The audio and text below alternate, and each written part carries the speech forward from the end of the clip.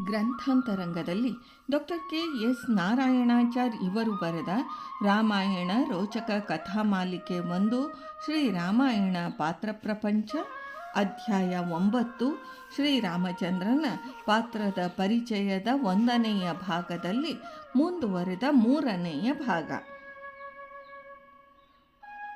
ತನ್ನ ಮತ್ತು ಸೀತೆಯ ಶುದ್ಧ ಚಾರಿತ್ರ್ಯವನ್ನು ಸ್ಥಾಪಿಸಲು ಮತ್ತೆ ಅವಳನ್ನು ಪ್ರಭುವು ವಾಲ್ಮೀಕಿಯ ಆಶ್ರಮಕ್ಕೆ ಕಳುಹಿ ತಾನೂ ದುಃಖ ನುಂಗಿ ಮತ್ತೆ ರಾಜ್ಯಭಾರ ಮಾಡಬೇಕಾಯಿತು. ಕರ್ತವ್ಯವನ್ನು ಬಿಡದೆ ದುಃಖವನ್ನು ನುಂಗಿ ಹೀಗೆ ಸ್ವಾರ್ಥ ತ್ಯಾಗ ಮಾಡಿದವರುಂಟೋ? ತನ್ನ ಮಕ್ಕಳು ಹುಟ್ಟಿದ ಶುಭ ಸಂದರ್ಭವನ್ನು ಆಚರಿಸಲಾಗಲಿಲ್ಲ. ಬಹುಕಾಲ ಅವರನ್ನು ನೋಡಲಾಗಲೂ ಇಲ್ಲ. ಪ್ರೀತಿ ತುಂಬಿದ ಆ ಪ್ರೇಮದ ಹೃದಯ ಈ ದುಃಖದಿಂದ ಅಂದು ಎಷ್ಟು ಭಾರವಾಗಿರಬೇಡ. ಮರಣೋಪಮವಾದ ಈ ಯಾತನೆಯನ್ನು ರಾಮದೂಷಕರು ಯಾರಾದರೂ ಅನುಭವಿಸಿದ್ದಾರೆಯೇ? ಲೋಕದ ಮನ ಒಂದು ದಿನ ಪರಿವರ್ತಿತ ಆದೀತೆಂದು ಆ ನಿರಾಸೆಯಲ್ಲೂ ಆಸೆ ಇಟ್ಟ ಶ್ರೀರಾಮ ಆ ದಿನಕ್ಕಾಗಿ ಕಾದ. ಆ ದಿನವೂ ಬಂದಿತು. ವಾಲ್ಮೀಕಿ ಮುನಿಯೂ ಆಗಲಿ ನೊಂದ ಈ ಸತಿಪತಿಯರನ್ನು ಮತ್ತೆ ಒಗ್ಗೂಡಿಸಲು ಶ್ರಮಿಸಿದ. ಶ್ರೀರಾಮಪುತ್ರರ ಪಾತ್ರ, ರಾಮಾಯಣದ ಗಾಯನದ ಪಾತ್ರ ಇದರಲ್ಲಿ ಬಹುಮುಖ್ಯ.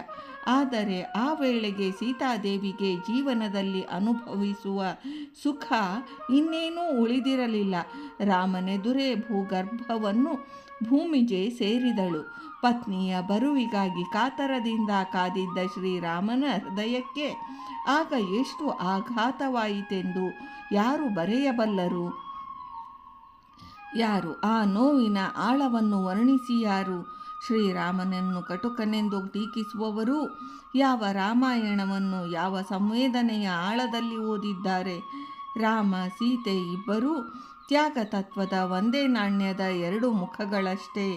ಈ ತತ್ವವನ್ನು ಈ ಮೂರ್ತಿಗಳನ್ನು ಅರಿಯಲೊಲ್ಲದೆ ಕೇವಲ ಮಾನವ ಪೂಜೆಯ ಲೆವಿಯಾಥಾನ್ ವರ್ಷಿಪ್ದ ಮನೋಭಾವದಲ್ಲಿ ಅಂದಿನ ಹರಕುಬಾಯಿಯ ದೂಷಕರಾದ ಅಯೋಧ್ಯ ಜನರ ಬಗ್ಗೆ ಒಂದು ವಿಮರ್ಶೆಯ ಮಾತನ್ನೂ ಆಡದೆ ಶ್ರೀರಾಮನ ನಡವಳಿಕೆಯಲ್ಲಿ ಒಂದೊಂದು ಹೆಜ್ಜೆಯನ್ನೂ ಟೀಕಿಸುವವರ ಮನದ ನೆಲೆಯೂ ಜೀವನದ ವಿಕೃತ ಕಲ್ಪನೆಯೂ ಮೌಲ್ಯಗಳ ತಲೆ ಕೆಳಗು ದರ್ಶನವೂ ಸುಬುದ್ಧಿಯ ಸರಿಬುದ್ಧಿಯೂ ಯಾವನಿಗೂ ದಂಗು ಬಡಿಸುವಂಥದ್ದು. ರಾಮಾಯಣಕ್ಕೆ ರಾವಣನೇ ಭಾಷ್ಯ ಬರೆದಂತಿಲ್ಲವೇ? ಈ ರೀತಿಯ ವಕ್ರನೋಟ. ಇದನ್ನು ಇನ್ನಷ್ಟು ನಿರೂಪಿಸೋಣ. ಶ್ರೀರಾಮಾಯಣ ಸಾಹಿತ್ಯ ಸಾಂಕೇತಿಕ ದೃಷ್ಟಿಯಿಂದ ನೋಡಿದಾಗ ತ್ಯಾಗ ಭೋಗ ಶಕ್ತಿಗಳ ತಾಕಲಾಟದ ಭೀಕರ ಕಥೆ. ಶ್ರೀರಾಮ ತ್ಯಾಗವನ್ನು ಬಿಂಬಿಸಿದರೆ ರಾವಣ ಭೋಗವನ್ನು ಬಿಂಬಿಸುತ್ತಾನೆ. ಪಶ್ಚಿಮದ ಪಡೆಯ ಅತಿರೇಕದ ಇಂಡಿವಿಜುವಲಿಸಂ ಇದರ ವ್ಯಕ್ತಿ ಸ್ವಾತಂತ್ರ್ಯ ಕಲ್ಪನೆಯ ಅಳತೆಗೋಲಿನಿಂದ ರಾಮಾಯಣವನ್ನು ನೋಡುವುದು, ರಾವಣ ದೃಷ್ಟಿಯಿಂದ ನೋಡುವುದು ಒಂದೇ ಪರಿಣಾಮ ಫಲಗಳನ್ನು ಕೊಡುತ್ತವೆ. ತಾನುಂಟೋ 3 ಲೋಕವುಂಟೋ ಎಂಬ ಗಾದೆಯ ದೃಷ್ಟಿಯೇ ಅದು. ಡಿ.ಎಚ್. ಲಾರೆನ್ಸ್ ಎಂಬ ವಿಕೃತ ಮನದ ಆಂಗ್ಲ ಕಾದಂಬರಿಕಾರನು ಯೌವನದಲ್ಲಿ ತನ್ನ ಪ್ರಾಧ್ಯಾಪಕನ ಪತ್ನಿಯನ್ನು ಪ್ರೀತಿಸಿ ಗುರುವಿನ ಎದುರಿಗೆ ಅವಳನ್ನು ಹಾರಿಸಿಕೊಂಡು ಓಡಿಸಿಕೊಂಡು ಹೋಗಿ ತನ್ನ ಸ್ವಂತಿಕೆಯ ದೃಷ್ಟಿಯನ್ನು ತೋರಿಸಿದ ಮಹಾನುಭಾವನೆಂದು ನನ್ನ ಹೆಮ್ಮೆಯೇ. ಸಹಾಧ್ಯಾಯಿ ಹಗಲಿರಳು ಈ ನಾರಿ ಚೋರನನ್ನು ಕೊಂಡಾಡುತ್ತಲೇ ಕಾಲ ಕಳೆದದ್ದುಂಟು. ಮೊನ್ನೆ ಒಬ್ಬ ಪ್ರಸಿದ್ಧ ಮಠಾಧೀಶರೆನ್ನಿಸಿದ ವಿದ್ಯಾವಂತ ಸ್ವಾಮಿಗಳು ಪತ್ರಿಕೆಯಲ್ಲಿ ರಾಮಾಯಣದ ಬಗೆಗೆ ಇದೇ ಮಾದರಿಯ ಹೇಳಿಕೆಯನ್ನಿತ್ತು ತಾವು ರಾವಣ ಭಕ್ತರೆಂದು ತೋರಿಸಿಕೊಂಡರು. ಪ್ರಜಾವಾಣಿ 17ನೇ ಮಾರ್ಚ್ 1992 ಪುಟ 3. ರಾವಣನನ್ನು ಪವಾಡ ಪುರುಷ ಪರನಾರಿ ಸಹೋದರನೆಂದೆಲ್ಲ ವರ್ಣಿಸುವ ಈ ರಾವಣ ಭಕ್ತರು ರಾಮನಿಗೆ ದೂರದೃಷ್ಟಿ ಇರಲಿಲ್ಲವೆಂದೂ, ಸೀತೆ ಎಲ್ಲಿದ್ದಾಳೆ ಎಂದು ನೋಡುವ ಶಕ್ತಿ ಇರಲಿಲ್ಲವೆಂದೂ, ರಾವಣನಂತೆ ಸಮುದ್ರ ಲಂಘನ ಮಾಡುವ ಶಕ್ತಿ ಇರಲಿಲ್ಲವೆಂದೂ, ರಾಮಾಯಣದ ಘಟನಾವಳಿಗಳನ್ನು ವೀಕ್ಷಿಸಿದವರು ವೈಚಾರಿಕತೆಯುಳ್ಳವರು ಯಾರು ಪವಾಡ ಪುರುಷರೆಂದು ತಿಳಿಯುವರು ಎಂದು ನಿರ್ಣಯವಿತ್ತಿದ್ದಾರೆ. ರೇಣುಕಾಚಾರ್ಯರ ರೇವಣ ಐ ಸ್ತುತಿಯ ಪ್ರಸಂಗದಲ್ಲಿ ಈ ವಿಕೃತ ರಾವಣ ಸ್ತುತಿ ಎಷ್ಟು ಅನೌಚಿತ್ಯ, ವಿಕೃತ ದೃಷ್ಟಿಯದೆಂದು ಅವರರಿಯದ್ದು ದೌರ್ಭಾಗ್ಯವೇ ಹೌದು. ಲಿಂಗಪೂಜಾ ನಿಷ್ಠರಾದ ಮಾತ್ರದಿಂದ ರಾವಣ ದೈವ ಭಕ್ತನೆಂಬ ಸದ್ಗುಣಿಯೂ ಆಗಿಬಿಟ್ಟನೆಂಬ ತಪ್ಪು ಗ್ರಹಿಕೆ ಇದರ ಹಿಂದೆ ಇರುವ ಸಂಭವವನ್ನು ಅವರ ಹೇಳಿಕೆಯ ಇತರ ಮಾತುಗಳು ಸೂಚಿಸುತ್ತವೆ.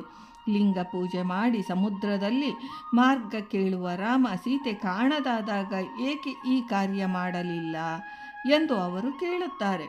ರಾಮನಾಗಲಿ ರಾವಣನಾಗಲಿ ಶಿವಪೂಜೆ ಮಾಡಿದರೆಂಬುದು ವಾಲ್ಮೀಕಿ ರಾಮಾಯಣದಲ್ಲಿ ಇಲ್ಲ.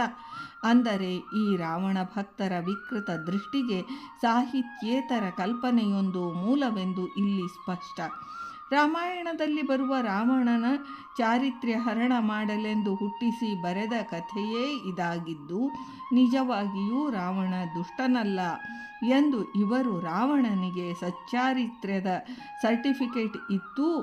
ಅವನಿಗೆ ಅದು ಕೇವಲ ಪ್ರಯೋಜನವಾಗದಿರುವುದು ರಾವಣ ಭಕ್ತರೆಲ್ಲರ ದೌರ್ಭಾಗ್ಯವೆನ್ನೋಣವೇ. ಇವರು ಯಾವ ರಾಮಾಯಣವನ್ನೋದಿರುವರೋ ಶಿವನೇ ಬಲ್ಲ. ರಾವಣ ಪರನಾರಿ ಸಹೋದರನಾದರೆ ಸೀತೆಯನ್ನೇಕೆ ಅಪಹರಿಸಿದ? ರಾವಣ ಯುದ್ಧವೇ ಕಾಯಿತು ಅಥವಾ ನಡೆಯಲೇ ಇಲ್ಲವೇ? ತ್ಯಾಗಮೂರ್ತಿಯನ್ನು ಅಶಕ್ತನೆಂದು, ದೂರದೃಷ್ಟಿ ಇಲ್ಲವನೆಂದು, ಭೋಗಶಕ್ತಿಯ ಹಿಂಸಾವೃತದ ದುರಾಚಾರಿಯನ್ನು ಉದಾರಿಯೆಂದು, ಶೂರನೆಂದು, ದೂರದೃಷ್ಟಿಯವನೆಂದು ವರ್ಣಿಸುವ ಈ ಮಠಾಧೀಶರ ಮಾತು ಆಕಸ್ಮಿಕವಲ್ಲ. ಅದು ಒಂದು ಪರಂಪರೆಯೇ.